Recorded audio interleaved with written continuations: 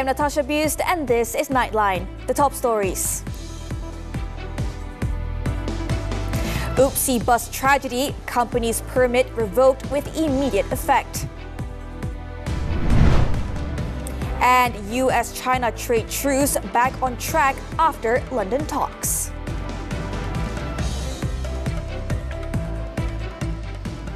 All operating permits and licenses held by the tour bus company involved in the fatal crash that killed 15 University Pendidikan Sultan Idris UPSI students in Gurek, Perak last Monday have been revoked with immediate effect. This follows preliminary investigations into the tragedy, which revealed multiple breaches of permit conditions, including 2 major violations committed by the company. Transport Minister Anthony Loke said one of the main offences involved leasing out its tour bus permit to an operator in Kelantan for a monthly payment of 500 ringgit. He said the leasing agreement clearly violated the conditions of the public service vehicle permit. Another offence was the failure to submit the vehicle's global positioning system, GPS data, as the tracking device had not been activated. Loke described the breach of operating license conditions as negligence that is inexcusable. Permit untuk syarikat ini akan ditarik balik serta-merta, akan dibatalkan serta-merta. Permit kepada ataupun lesen kepada pengendali ini. Dia ada beberapa buah bas yang lain. Jadi semua permit lain dan lesen pengendali itu akan dibatalkan serta-merta. Ini tak ada rayuan lagi, walaupun dia ada proses layuan yang dia boleh buat. Tetapi saya nak katakan tidak akan dilayan layuan dia, akan dibatalkan serta-merta kerana ini menunjukkan kecuaian yang tidak boleh dimaafkan. Speaking at a press conference in Kuala Lumpur on Wednesday, Loke said a detailed investigation will be conducted into the incident, including the bus driver's claim that the brakes had failed before the crash. Kita akan buat laporan yang lebih terperinci, laporan forensik dan sebagainya untuk melihat sama ada betul atau tidak dakwaan itu. Tetapi daripada rakaman dashcam pengguna jalan raya lain, amat jelas bahawa ketika itu bas itu memotong dengan laju, memecut dan akhirnya dia terbabas. In the tragedy that occurred early Monday, 15 UPSI students were killed after the chartered tour bus they were travelling in collided with an MPV along the east-west highway in Gurek. Meanwhile, a centralized database system will be developed covering all public transport bus drivers, including express and tour bus operators. This is aimed at screening and blacklisting problematic drivers. Loke said the system will be developed through the Land Public Transport Agency (APAT) as a measure to strengthen public transport safety. He added that this database would show blacklisted drivers who had previous conviction records or offences. Mana-mana pemandu yang ada rekod lampau akan dapat disenarai hitamkan melalui pengkalan data tersebut. Sebab sekarang ini memang dalam sistem kita belum ada satu pengkalan data yang merangkumkan semua pemandu-pemandu ini. Kita hanya ada pelesenan. Tetapi sama ada mereka ada rekod atau tidak, syarikat-syarikat yang mengaji mereka ataupun mengambil mereka sebagai pemandu tidak ada rujukan. He said the database will serve as a reference for bus operators and transport companies for them to identify drivers with prior offences. The government will provide financial assistance to the families of victims and survivors of the UPSI bus tragedy in Gurek. Government spokesman Datuk Fahmi Fazil said Prime Minister Datuk Seri Anwar Ibrahim informed the cabinet that bereaved families will receive 10,000 ringgit in aid, while those injured will receive 5,000 ringgit in addition to the financial assistance previously announced. Perdana Menteri juga telah memaklumkan kepada Jemaah Menteri untuk diberikan bantuan tambahan kepada setiap keluarga mangsa sebanyak RM10,000. 10 kepada yang meninggal dan 5 kepada yang cedera. Manakala Perdana Menteri juga telah mengarahkan Jabatan Peguam Negara untuk meneliti aspek dari segi insurans untuk membantu keluarga mangsa. FAMI also announced that the National Higher Education Fund Corporation, PTPT, and loans of the students killed in the crash have been waived. He said the cabinet also extended its condolences to the victims' families and instructed that all forms of assistance be expedited. Police will record a statement from the owner of the tour bus involved in the fatal crash on Thursday. According to Perak Police Chief Datuk Nur Hisam Nordin, the individual is scheduled to appear at the Gerik District Police Headquarters for questioning. Nur Hisam said so far statements have been recorded from 18 individuals to assist in the investigation. They include 13 surviving students who have since been discharged from hospital, as well as the driver of the MPV involved in the accident. He added that the bus driver will have his statement recorded once he is discharged from Taiping Hospital. Banyak juga persoalan berkenaan dengan pemandu bas ini. Kita masih belum mereman dia lagi. Kita menunggu sehingga dia dibenarkan pulang atau discharge daripada pihak hospital. Jadi saya juga ingin menasihatlah supaya pemandu ini tidak memberikan keterangan lah sebelum kita berikan keterangan. Kalau inilah takut mengganggu siasatan. In another development, two of the victims spoke about their terrifying experience aboard the bus before it crashed. During an interview aired on TV3's morning talk show Malaysia Hari Ini on Wednesday, Nur Izzati Muhammad Rajmi said the bus felt unstable in the moments leading up to the incident. Rasa tu hanya sebab dia elak kereta semua. Laju dia elak kereta. Saya macam pelik apa laju elok kereta semua. Dengan pakcik bas depan tu dua. Kelindar dengan pakcik bas tu bising-bising. Lepas tu bila saya dengar tu, dia kata tak boleh habis dah. Habis tekan angin, habis tekan brake. Meanwhile, Wan Nur Mashita Wan Husin said she was thrown around inside the bus after it overturned. Saya berangkat cari spek apa semua, saya keluar je sebab saya takut bas tu meletup lah sebab Swiss tak boleh tutup kan. Benda tu saya rasa macam tak boleh lupa. Saya buatkan jadi saya trauma lah untuk naik bas apa semua. Saya tak tahu lah. In other news, the Finance Ministry, MOF, has clarified that local fruits will not be taxed under the expanded sales and service tax. Imported fruits will, however, be subject to the 5% sales tax. According to MOF, the SST, which will take effect on July 1st, will be imposed on both locally manufactured and imported goods. The ministry added that unprocessed local agricultural produce is exempted from the tax. Companies not currently registered under SST but providing taxable services must register by August, as service tax obligations will take effect on September 1st. This requirement applies to companies with annual revenues exceeding the 500,000 ringgit threshold within a 12-month period. The Malaysian Anti-Corruption Commission, MACC, spent 6 hours on Wednesday recording the statement of a Tan Sri as part of its investigation into the alleged misappropriation of sukuk funds intended for the construction of a highway in the Klang Valley. Chief Commissioner Tan Sri Azam Baki said the session, which took place at the Tan Sri's residence in Kuala Lumpur, will resume on Thursday. Rakaman percakapannya telah dimulakan pada hari ini. Bermula jam 9 pagi dan telah tamat 3 petang dan akan disambung semula pada esok 9 pagi untuk tambahan pernyataan, dan bergantung kepada keadaan besok. Sekiranya boleh dihabiskan, kita akan maklumkan kemudian.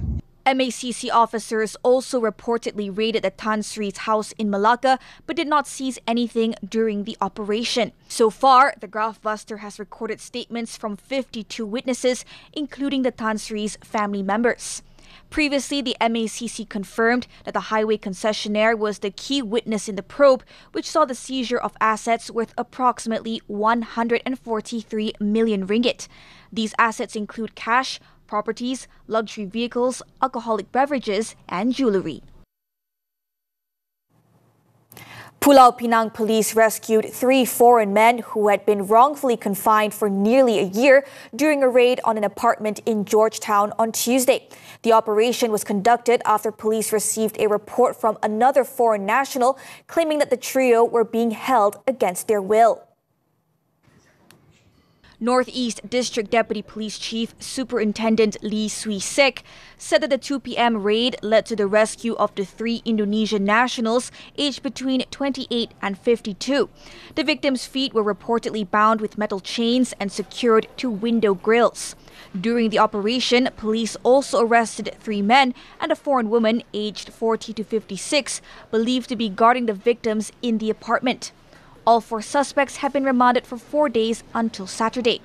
The case is being investigated under the Penal Code for wrongful confinement.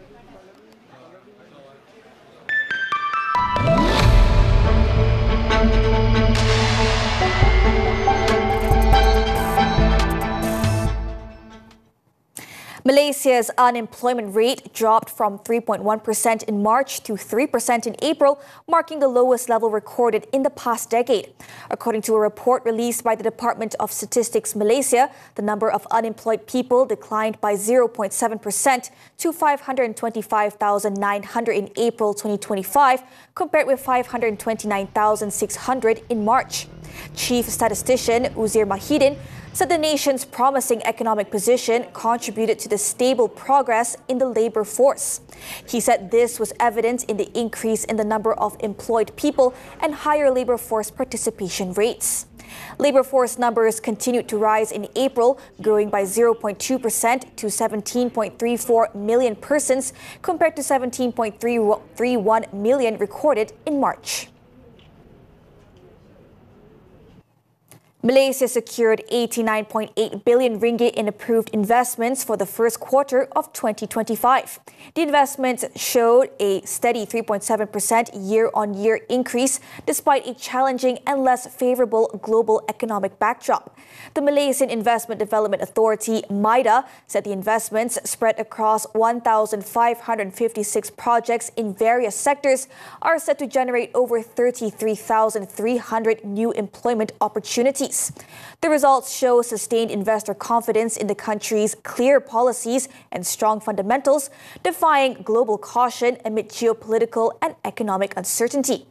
Foreign investments contributed 60.4 billion ringgit, or 67.3% of total investments, while domestic investments accounted for 29.4 billion ringgit, or 32.7%.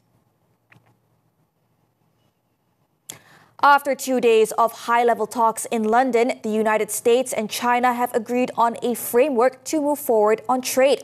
According to senior officials from both sides, the deal builds on last month's Geneva consensus and now awaits final approval from Presidents Donald Trump and Xi Jinping.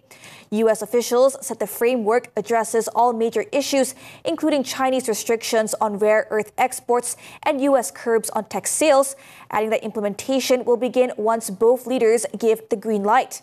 Meanwhile, China's Vice Commerce Minister Li Chenggang confirmed the talks were in-depth and candid and said the progress could help build mutual trust. Australia's housing crisis is deepening, with the average home now costing over 1 million Australian dollars, or about 2.8 million ringgit. New data from CoreLogic shows national home prices hit a record 1.1 million Australian dollars in May, driven by strong demand and a shortage of supply. Sydney remains the most expensive market, with the average property there costing over 1.4 million Australian dollars. The surge has put home ownership further out of reach for many young Australians, despite high interest rates and stagnant wages. Meanwhile, the government has promised more affordable housing, but critics say progress has been too slow.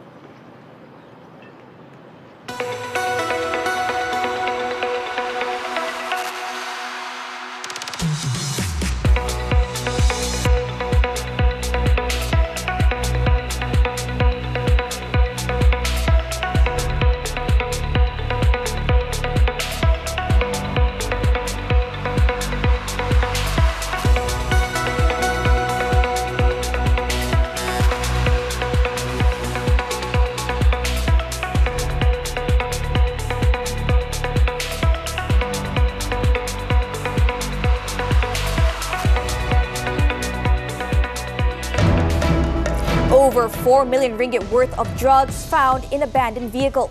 This and more after the break.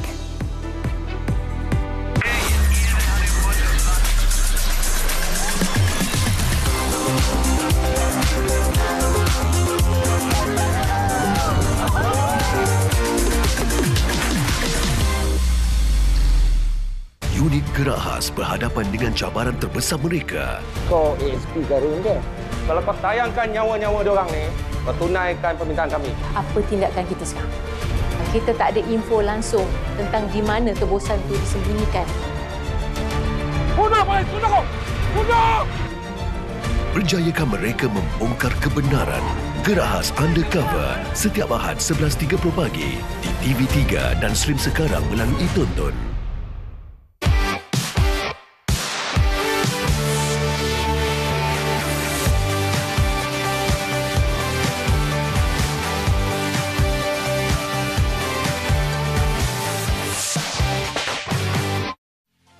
A woman's spirit is boundless. So grab your coffee cups and wear your sassiest smile. Because this season, we're louder than ever. We talk career, health, finance, relationships, and everything in between. Women's Talk is here to empower and inspire you. Join us on Women's Talk every Saturday, 5 p.m. only on TV3 and stream now on Busst.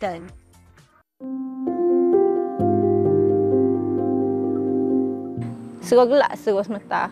Kata ya Allah, kata kena ke dia. Hendakan dia banyak lagi tanggungjawab kena buat gini. Kita orang susah dah. Tak amat sedih lah. Tak boleh buat apa-apa dah sekarang. Selalulah Buletin macam gitu lah. Sebab apa aku nak tangguh semuanya. Aku banyak padahal tanggungjawab atas aku berlaku.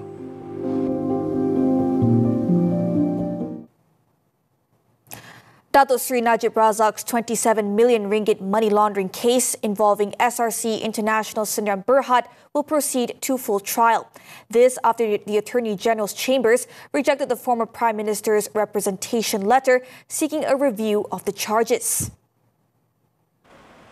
Deputy Public Prosecutor Muhammad Ashraf Adrin Kamarul informed Judge K. Munyandi of the matter during case management at the Kuala Lumpur High Court on Wednesday. However, the prosecution requested a later trial date to allow sufficient time to prepare witness statements and gather documents related to the case, noting that the 807 exhibits tendered during the previous SRC International Corruption trial in 2020 will be required for the upcoming proceedings.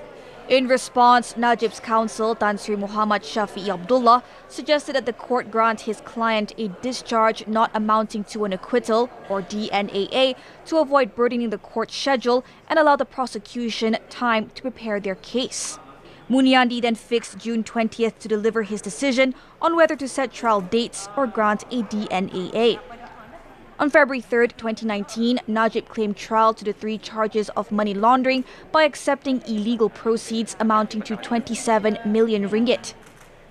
The former UMNO president is currently serving his prison sentence for the first SRC case after the federal court dismissed his appeal and review bid.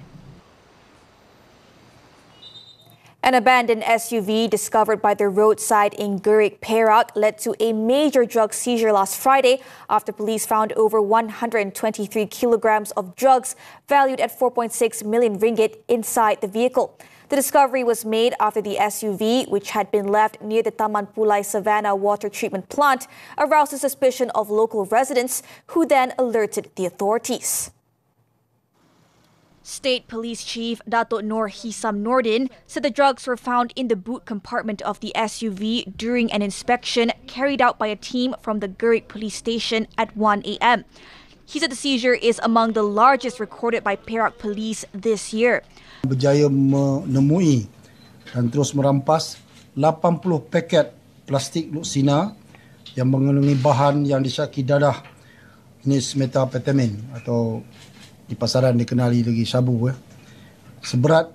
Anggaran berat lebih kurang 82.8 kilogram. During the inspection, authorities also discovered 39 packages containing ketamine weighing 40.36 kilograms inside the SUV. The drugs are believed to have been brought in from a neighboring state for distribution in the local market and other states. The vehicle used to store the drugs was also identified as a cloned car after its engine number and chassis number were found to have been tampered with. The individuals involved in the case are still being sought by the police. The case is being investigated under the Dangerous Drugs Act. In Pahang, the body of a woman who was swept away by strong currents after her car rolled into Sungai Triang in Bura has been found. The body of 31-year-old Sakira Akub was discovered at 8:40 a.m. on Wednesday, about 2.45 kilometers from where she was last seen. According to a spokesperson from the Pahang Fire and Rescue Department, a passerby discovered the body floating near the riverbank. A search and rescue team was then deployed to recover the body, which was later sent to the forensic unit at Bura Hospital for post-mortem. In the 1:30 p.m. incident last Monday, Sakira and her 16-month-old daughter had accompanied her husband, a 32-year-old soldier, on a fishing trip at the river. The mother and daughter were inside their car, which was parked along the riverbank, when it suddenly rolled forward. Sakira managed to hand her daughter to her husband just moments before the vehicle plunged into the river.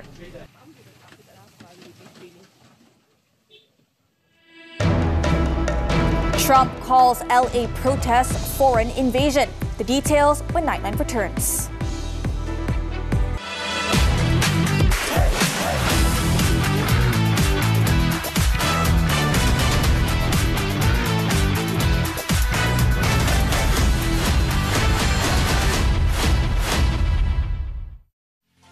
A woman's spirit is boundless.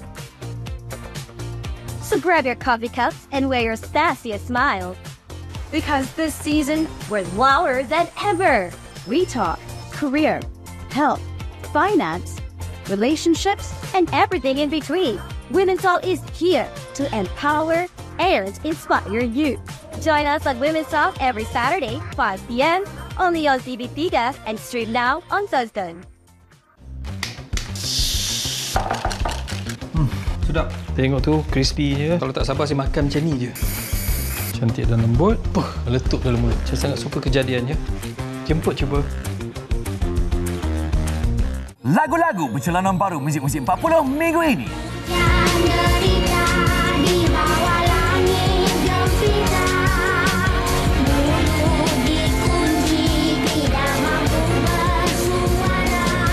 Tolong sampaikan pada dirinya kata yang tersimpan di hatiku. Pastikan anda menonton Muzik-Muzik 40 12.20 tengah hari hanya di TV3 dan stream melalui Tonton.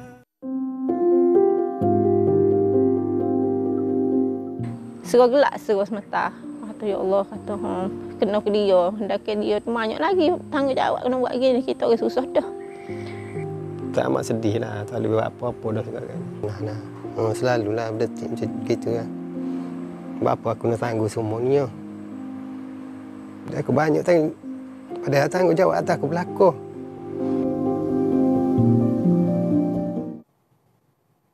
On to news from the foreign front. More than 100 people have been arrested in Los Angeles this week following protests over President Donald Trump's immigration crackdown. The city's police on Tuesday said 96 people were detained for failing to disperse from a banned gathering, while 17 others were held for looting, property damage, and assault. President Trump also escalated his language, calling the protests an invasion by a foreign enemy during a speech at Fort Bragg. He accused demonstrators of carrying foreign flags and said he's considering invoking the Insurrection Act to send in more troops. Meanwhile, a curfew has been imposed in downtown Los Angeles after the city's mayor declared a local emergency to curb looting and property damage. The curfew began at 8 p.m. and will last until 6 a.m. on Wednesday. In other news, France will ban social media access for children under 15 within months. The country's digital minister said the law will be fully enforced by September. Parental consent will be required for anyone under 15 to create an account on platforms like TikTok, Instagram, or Snapchat. Under the new rules, social media companies must implement strict age verification, or face fines of up to 1% of their global revenue. The French government said the move is also aimed at protecting children from addiction, cyberbullying, and exposure to harmful content. Australia, Canada, New Zealand, United Kingdom and Norway imposed sanctions on two far-right Israeli ministers on Wednesday, accusing them of inciting violence in the West Bank. The sanctions target National Security Minister Itamar Ben-Gvir and Finance Minister Bezalel Smotrich. In a joint statement, the country said the two officials had consistently encouraged and supported extremist attacks against Palestinians. The move now marks a sharp escalation in international criticism of Israel's far-right coalition amid ongoing violence in the occupied territories.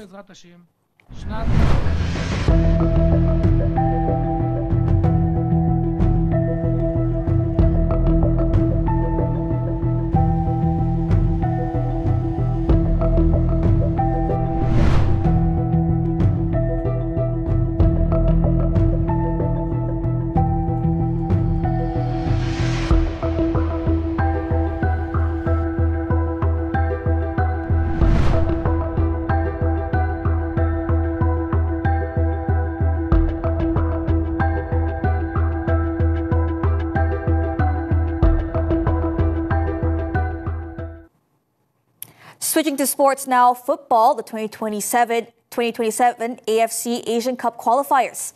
Harimau Malaya head coach Peter Chaklamovski expressed satisfaction with his team's focus after their big win over Vietnam, but stressed that this was no time to be complacent. Speaking in his post-match press conference, Chaklamovski warned his players not to get carried away by Tuesday's result and urged them to stay locked in on the remaining qualifiers, admitting there's still room for improvement. We've got more work to do, physically improving, our football's improving, and we've got more work to do. We focus, there's a lot of speculation around our opponents and from people saying that we can't outwork Vietnam. Well, we did. I'm really proud of the players for pushing 97 minutes out, and I want to say a big thank you to all the supporters that turned up. That was a special atmosphere, I'm sure, made all the players feel special playing for Malaysia. The win put Malaysia on top of Group F with 6 points from 2 matches, level with Nepal. Harimau Malaya will need 9 more points from their remaining 4 matches, including a tough return leg against Kim Sang-sik's Vietnam in Hanoi to qualify for the Asian Cup in Saudi Arabia as group champions. The national team will next face Laos on October 14th. Still on the 2026 AFC World Cup qualifiers, Japan wrapped up their campaign in style on Tuesday, cruising to a resounding 6-0 victory over Indonesia in Group C. Daichi Kamada opened the scoring in the 15th minute before Takefusa Kubo doubled the lead just 4 minutes later. Crystal Palace forward Kamada then struck his second in first half stoppage time, finishing off a falling move involving Kubo and Yuki Mitoma. After the break, Japan kept up the pressure. Ryoya Morishita volleyed in the 4th in the 55th minute, and Shuto Machino added a 5th shortly after. Substitute Mao Hosoya rounded off the rout in the 81st minute, firing home after a surging run and cross from Kota Tawaran Sumida. The result marks Indonesia's heaviest defeat to Japan and their first loss under new manager Patrick Kluivert.